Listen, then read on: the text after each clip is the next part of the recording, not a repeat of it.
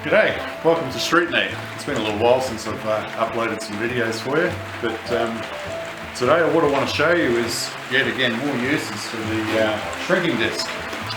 You would probably think this is the only tool I do all my work with, and you'd nearly be right, but it is basically my magic tool for undoing stuff that you would otherwise look at and say, what the hell am I going to do there? Case in point is I've replaced the corner of this Land Cruiser door, put all new metal in, and the issue that you have is that you can't get inside to panel beat it very well. You can't do a lot of hammer on dolly, and you can't really flatten out a weld. This has been TIG welded. I've quickly linished it to get rid of the weld itself, but what it's left us with is low spots in here and in here. And the reason that we have low spots, you see there, and this where the weld is a high spot. And the reason that happens is because when you weld, the steel will shrink. When it shrinks, it pulls up. Now when it pulls up, it's pulling that surrounding metal around. And here's the reason that you would want to use a shrinking disc. I'm using the 9-inch here. This does get a bit noisy, so a bit of ear protection. I use a little work light like the Hitachi work light, and that just lets me see a little bit better. I've got natural light from the ceiling as well, from the roof. So all we've got to do is just keep running the disc over these high spots. Now that's a weld, and it's a TIG weld, so it's a little bit softer. If this was a MIG weld, you would probably not have a lot of success in trying to get the thing down, but it can be done, just a lot harder. So a TIG weld or a gas weld, they're nice and soft. You wouldn't gas weld this because you would do a lot more damage. The TIG weld's pretty good. It has stretched the steel quite a bit. So what I'm going to do, and I'll show you in real time how quick this is.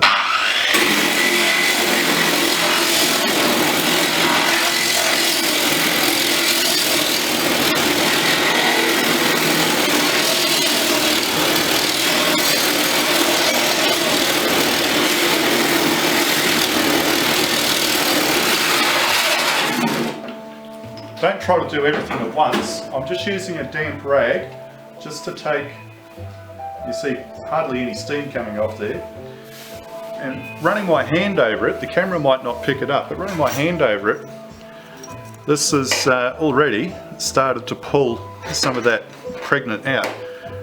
The panel has natural curved shape in it, so you don't want the thing dead flat. So what we're trying to do is replicate the same amount of shape here to there. A ruler is just a guide for the camera, really. You use your hands. Your fingers will tell you straight away if something is going up or down.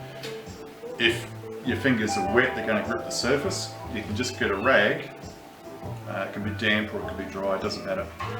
And when you run the rag over it, it glides over it nicely, and it will transfer all that feeling through your fingers.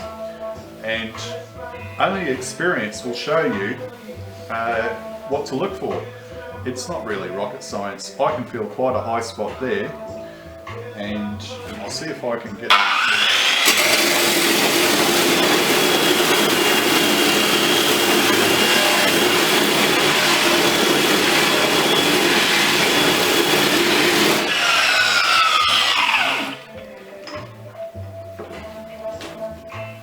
Now if you have a closer look, if the camera can come in, what that's done, that low spot has now been brought up, because as this has heated this up, the disc has been banging away at it, and it's sucked the low spot out of there, and it's starting to pull the low spot up out of here. I can feel just a little bit of low spot left in there, and pretty much all gone from here now. That's just a little low spot there and a little bit there. So if you overdo the shrinking, basically you'll have to reintroduce some more heat with the gas torch to swell that area up again. And quite often I'll use the gas torch and the disc at the same time. I'm not doing that in this case because it'll just add to the confusion. So primarily I'm just trying to show you what the disc can do. I'll just give that a bit more and I'll see if we can That's coming out quite nicely now.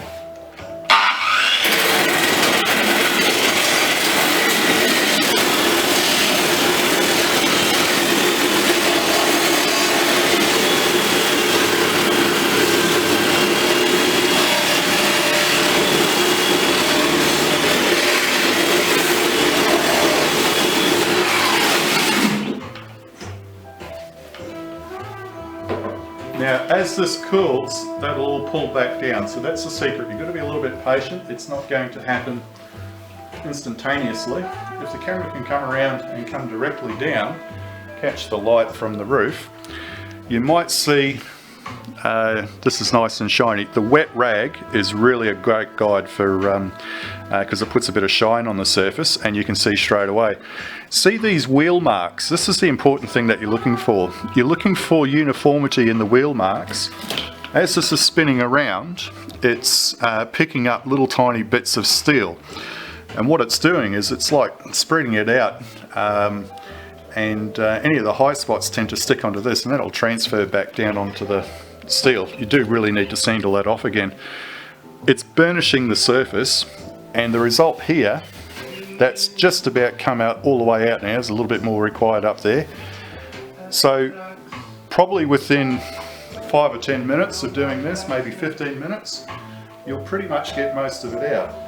The secret lies in keeping an eye on the wheel marks, and where the wheel marks are burnishing, that will tell you where the wheel is contacting, where it isn't.